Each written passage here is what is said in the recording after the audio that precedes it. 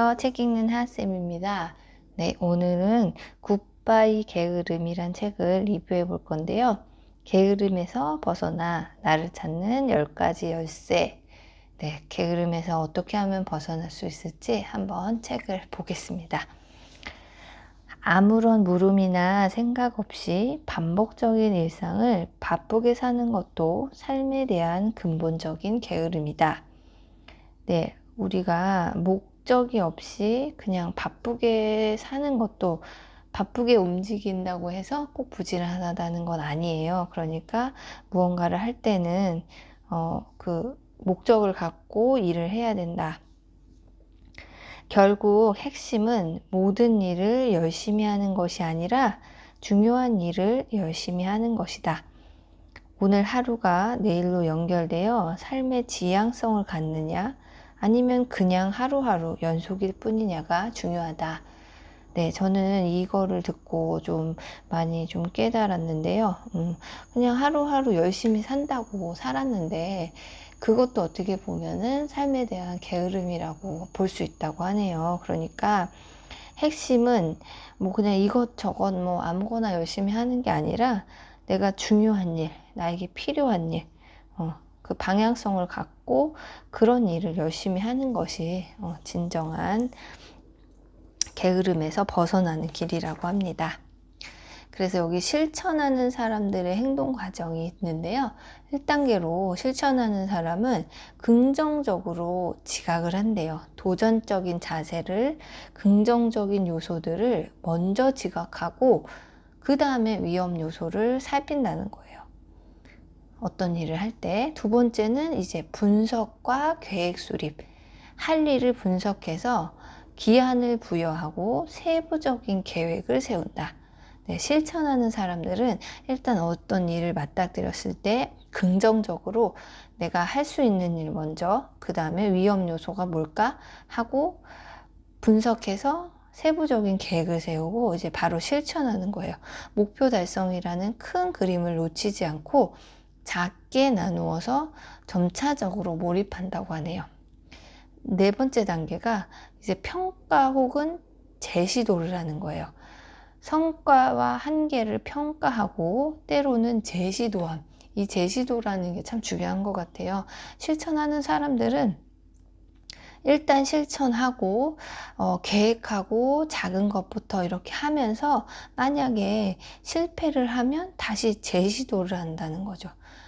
실천하지 못하는 사람들이 시작도 못하고 이렇게 방황하고 있을 때 실천하는 사람들은 이렇게 실패를 하더라도 일단 실천하고 실패했을 경우엔 재시도를 한다는 거죠.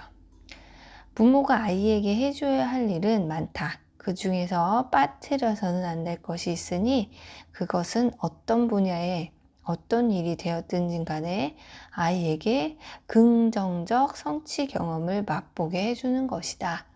네, 저도 이게 참 중요하다고 생각해요. 긍정적 성취 경험. 아이들에게 내가 무언가 했다는 그런 성취 경험이 쌓여서 자신감도 생기고 본인이 하려는 의욕도 생기고 이러는 것 같아요. 그러니까 공부 같은 것도 너무 어려운 과제, 아이 난이도에 맞지 않는 과제를 주지 말고 아이 수준에 맞는 거를 하나씩 해나가도록 이건 좀 약간 부모님이 욕심을 버리셔야 될 것 같아요. 그래서 우리 아이가 작은 거 하나 성취하고 그걸 기쁨을 맛보고 사실은 이런 게 쌓여서 정말 내가 유능하구나 라는 자기 효능감이라고 그러죠. 이런 게 쌓여야 나중에 공부를 잘할 수가 있는 것 같아요. 게으름을 유발하는 가장 큰 부정적인 에너지는 두려움과 무능감이다. 네, 무슨 일을 하기를 꺼려하는 가장 큰 이유 두 가지가 두려움, 실패하면 어쩌나 아니면 저거 할 때 뭐가 안 좋을까 이런 두려움, 그 다음에 나는 못할 거야 라는 무능감. 이 두 가지가 게으름을 유발하는 가장 큰 부정적 에너지라고 합니다. 삶에서 에너지를 모으는 초점이란 다름이 아닌 비전과 목표다. 목적 없는 삶을 반복하며 살면 안 된다는 거예요. 항상 목표를 가지고 행동을 해야 된다는 얘기입니다. 게으름에서 벗어나는 방법, 도전과 재도전의 과정으로 이어지는 삶. 이것이야말로 게으르지 않은 사람과 게으름에서 벗어나는 사람들의 핵심적인 특성이다. 네, 아까도 말씀드렸죠? 일단 실천을 하는 거예요. 도전을 하고 만약에 실패하면 재도전을 하는 거죠. 이런 사람들은 이제 발전할 수 있는 사람이에요. 삶의 에너지를 일정한 방향으로 통합해야 한다. 무질서한 정신의 지향성, 목표의식, 동기부여가 될 때 삶의 에너지는 통합이 된다. 네, 이거는 아까도 말했지만 정신없이 아무 목적 없이 바쁘게 지내면 안 되고 지향성, 내가 지향하는 점이 무엇인지, 내가 목표하는 뭐가 무엇인지, 어떤 일을 왜 하는지 이런 동기부여가 될 때 삶의 에너지가 통합이 된다는 거예요. 재능과 감정을 바탕으로 가장 잘 어울리는 곳으로 나아가는 것이다. 이는 다름 아닌 자기 실현의 길이다. 네, 자기가 제일 잘할 수 있는 재능과 강점을 발견해서 그쪽으로 계속 나아가는 겁니다. 누구나 잘못을 저지를 수 있다. 중요한 것은 절대 잘못하지 않겠다는 무모함에서 벗어나 잘못을 잘못으로만 인식하고 이를 보완하여 재시도하는 것이다. 네, 계속 나오네요. 재시도. 잘못은, 실수는 누구나 저지를 수 있는 거예요. 어쩌면 내가 절대 나는 실수하지 않을 거야. 이런 것이 무모한 생각이라는 거죠. 그런 데서 좀 그런 짐을 벗어놓고, 내가 잘못했으면, 아, 내가 이거 잘못했구나 하고 재시도를 하면 된다는 것입니다. 아무리 재능을 가지고 태어났더라도 부정적이고 수동적인 삶의 태도를 지니고 있다면 재능은 감점이 되지 못한다. 네, 자기에게 유능한 재능이 있어도 그거를 발견하지 못하고 부정적이고 그리고 수동적으로 살면은 강점이 되지 못한다는 거예요. 항상 긍정적이고 좀 적극적인 삶을 살아야 된다는 거죠. 재능은 바꿀 수 없지만 삶의 태도는 바꿀 수 있음을 명심하라. 네, 이건 내가 결정하는 거예요. 삶의 태도는 내가 열심히 살 건지 최선을 다할 것인지 내가 삶을 어떻게 살 것인지는 내가 결정하고 얼마든지 바꿀 수 있다는 겁니다. 세상을 살면서 나만의 재능이 있고 나의 몫과 쓰임이 있다고 믿자. 네, 제가 여기다 별표를 2개나 쳐놨죠? 정말 좋은 말 같아요. 어떤 사람이든 그 사람만의 작은 것이든 큰 것이든 재능이 하나쯤은 모두 있고, 크게 나의 몫과 나는 어딘가에 쓰임이 있어요. 내가 할 수 있는 일이. 그거 있다고 항상 믿고 그게 뭔지 찾으려고 좀 노력을 해봐야 될 것 같아요. 습관을 변화시킨다는 것은 단순히 행위를 바꾸는 것을 의미하지 않는다. 생각, 감정, 가치, 신념 등을 바꿀 때 비로소 습관이 될 수 있다. 네, 습관이란 그냥 이렇게 하던 거를 단순히 이렇게 행동만 바꾸는 것이 아니라 어떻게 보면 완전히 내 속의 내면에서부터 모든 것을 바꾸는 거죠. 생각도 그렇고 감정도 그렇고 이럴 때에 진정으로 그게 습관이 된다는 거예요. 자, 게으름을 극복하는 10계명이 나와 있는데요. 한번 볼게요. 1번, 하면 된다가 아니라 왜 해야 되는가를 발견하라. 목적을 가져야 한다는 얘기입니다.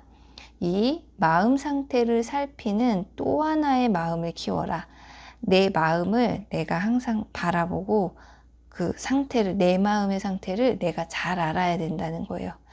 3번, 자신 안에 더 큰 존재가 있음을 믿어라. 네, 자기 가치를 믿으라는 거죠. 자기 자신, 내가 생각한 것보다 더 큰 능력과 잠재력이 나에게 있다라고 내 스스로 믿어야 된다는 거예요. 4번, 긍정적이고 구체적인 질문을 하라. 네, 항상 긍정적인 생각을 하고 구체적으로 나에게 질문하는 습관을 가져야 된다는 거예요. 5번, 자신의 강점과 재능에 기초하여 큰 그림을 그려라. 네, 내가 가진 강점이나 재능을 일단 찾고 그것을 바탕으로 내가 이루려는 큰 목표를 항상 머릿속에 갖고 있어야 되는 거예요. 6번째, 운동과 휴식은 천연의 보약임을 명심하라. 네, 이것도 아주 좋은 말이죠. 운동하고 휴식하고. 네, 이것은 천연의 보약이래요. 그러니까 건강을 잘 지키려면은 운동하고 적당한 휴식도 필요하다요. 7. 매일 마음을 모을 수 있는 자기의식을 행하라. 네, 바쁜 하루지만 5분이라도 10분이라도 자기 자신을 돌아볼 수 있는 이런 시간을 잠깐이라도 가지란, 자기의식이라는 건 뭐 큰 건 아니에요.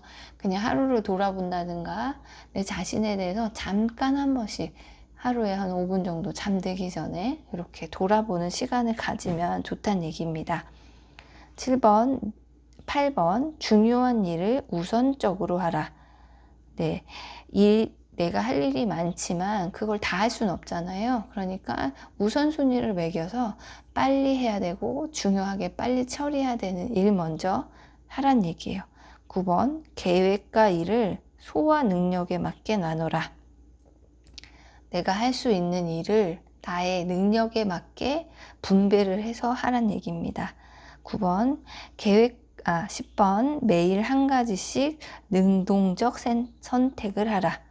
내가 하고 싶은 일을 꼭 하루에 한 가지씩 결정해서 능동적으로 행동하라는 거네요.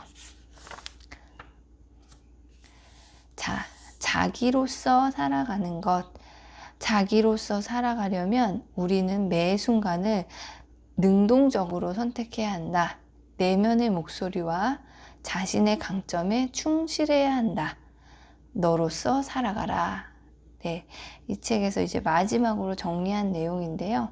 자기로서 살아가라는 거예요. 매 순간을 남에게 맡기지 말고 내 의지대로 능동적으로 선택하고 내 안에서 말하고 싶은 나만의 목소리를 찾고 자신의 강점이 무엇인가를 찾아서 그것을 충실히 행하면 된다는 거예요.